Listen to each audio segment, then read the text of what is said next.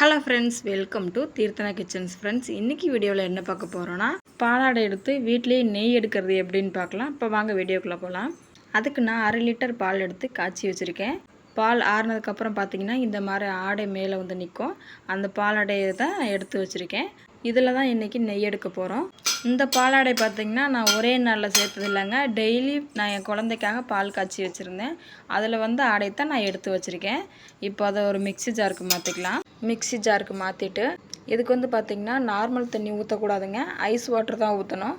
Ice water ஊற்றி அடித்தா தான் வெண்ணெய் நல்லா திரண்டு வரும். இப்போ பாருங்கள், நல்லா திரண்டு வந்துச்சு பார்த்திங்களா. இப்போது இன்னொரு பவுலில் சேர்த்துட்டு நல்லா அலசி எடுத்துக்கலாம். அந்த தண்ணி வந்து டைட்டாக பிழிஞ்சு எடுத்துக்கோங்க.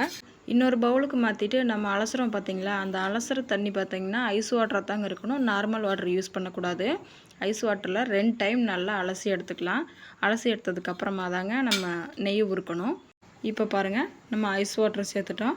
இந்த ஐஸ் வாட்டரில் நம்ம பிழிஞ்சு வச்சுருந்த வெண்ணெயை சேர்த்துட்டு நல்லா 2 டைம் அலசி எடுத்துக்கலாங்க.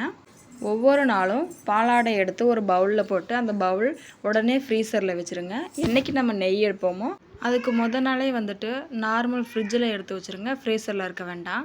வெண்ணெயை நல்லா 2 டைம் கழுவி எடுத்ததுக்கப்புறம் நம்ம நெய் உரிக்கலாம். ஸ்டவ்வில் ஒரு கடாயை வச்சுட்டு நம்ம எடுத்து வச்சுருந்த பட்டர் அதில் சேர்த்துடலாம். நம்ம வெண்ணெயை சேர்த்த உடனே பாருங்கள் நல்லா பொங்கி வரும்.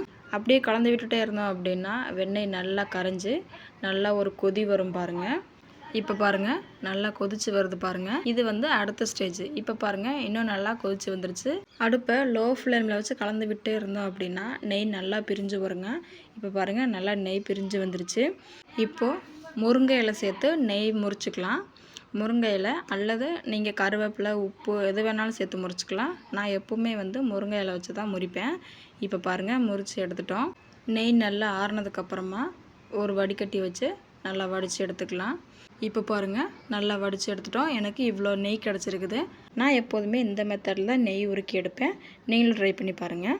இந்த வீடியோ பிடிச்சிருந்தால் லைக் பண்ணி, ஷேர் பண்ணி, கமெண்ட் பண்ணுங்கள். மறக்காமல் சப்ஸ்கிரைப் பண்ணிக்கோங்க. கூடவே இருக்க பெல் ஐக்கனை கிளிக் பண்ணிக்கோங்க. Thank you friends. நெக்ஸ்ட் வீடியோவில் பார்க்கலாம்.